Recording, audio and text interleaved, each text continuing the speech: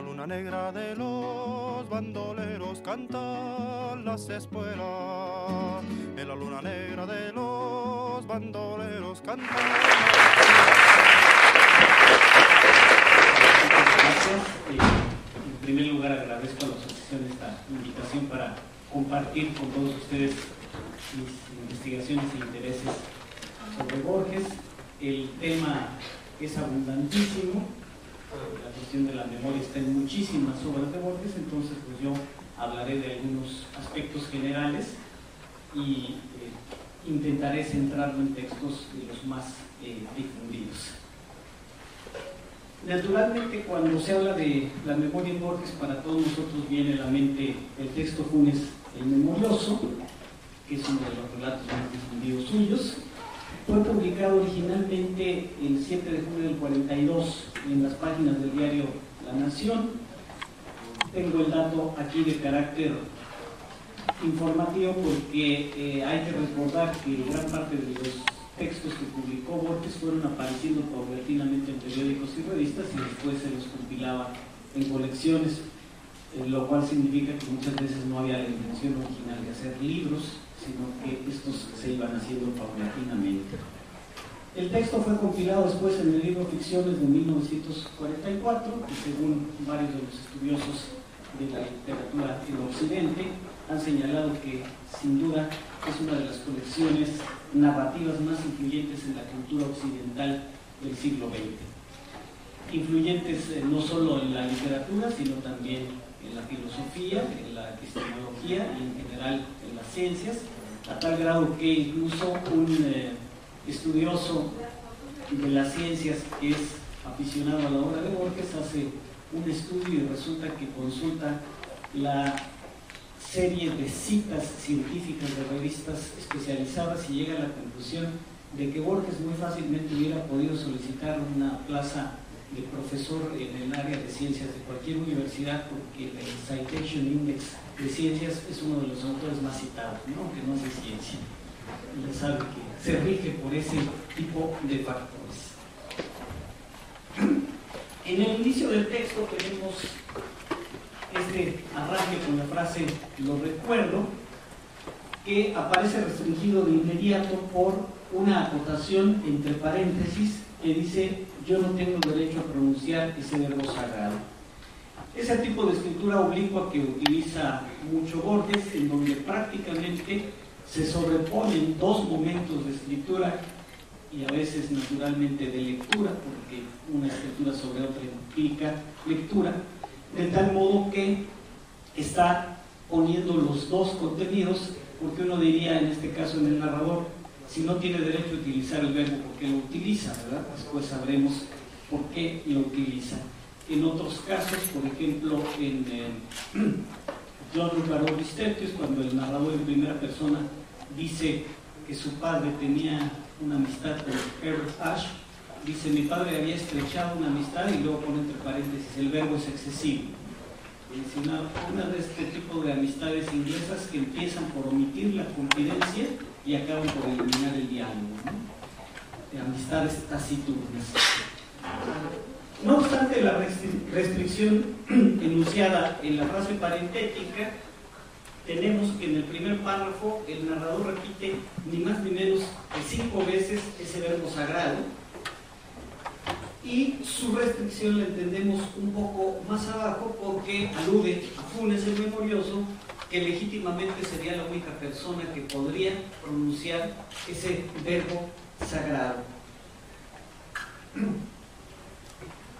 Funes el Memorioso recurre al tipo de nota necrológica que la literatura de Borges había inaugurado en 1939 con Pierre Menard, autor del Quijote, en donde se mezclan genéricamente varios tipos de modelos literarios.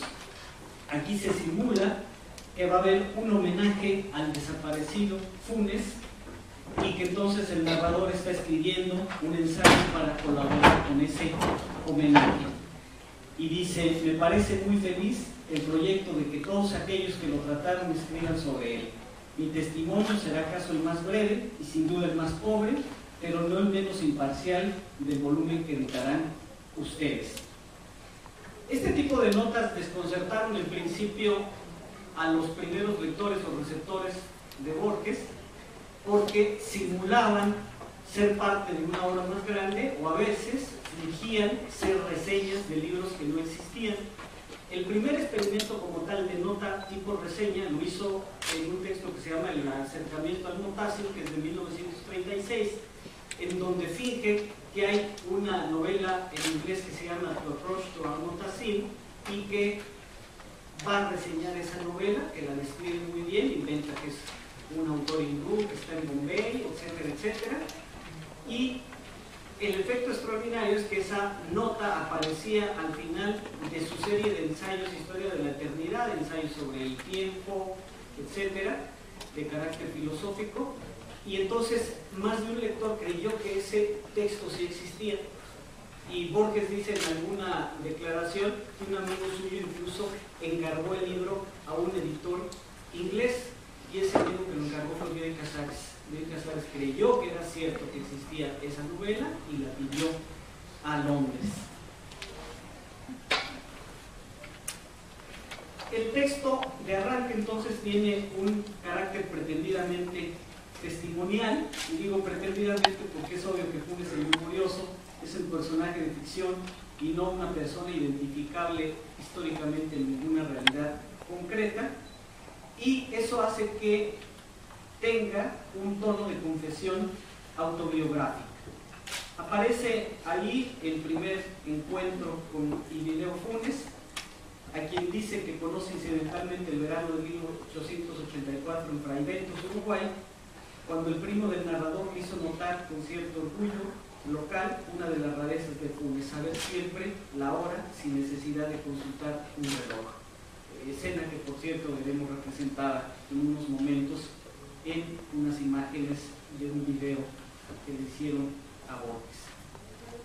Fraiventos es un lugar del Uruguay al que Borges llegó a ir varias ocasiones a veranear, pero naturalmente no pudo ir en 1884, porque él nació en 1899, pero tiene ese tipo de referencias y esto ha causado un poco de confusión, a veces incluso en la crítica, que hace lecturas demasiado autobiográficas de los textos de Borges, olvidándose de que se trata básicamente de ficción.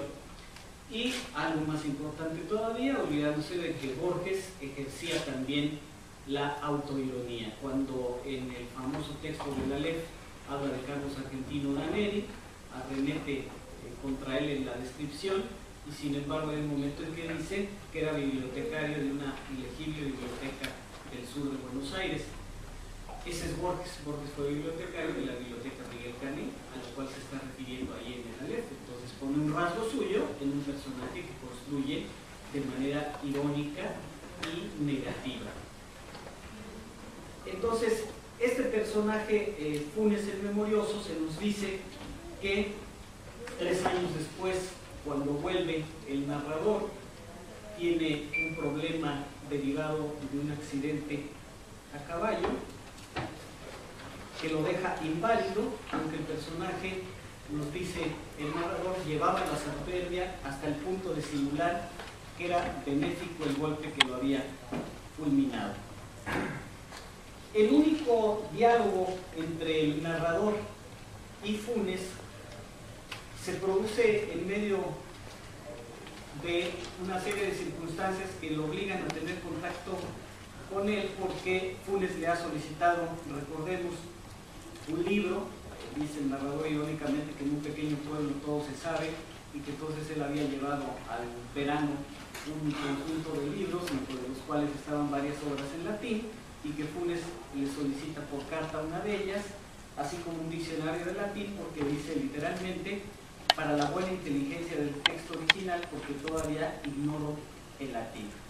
El narrador comenta con soberbia e ironía: no supe si atribuir a descaro, a ignorancia o estupidez, la idea de que el árbol latín no requería más instrumento que un diccionario.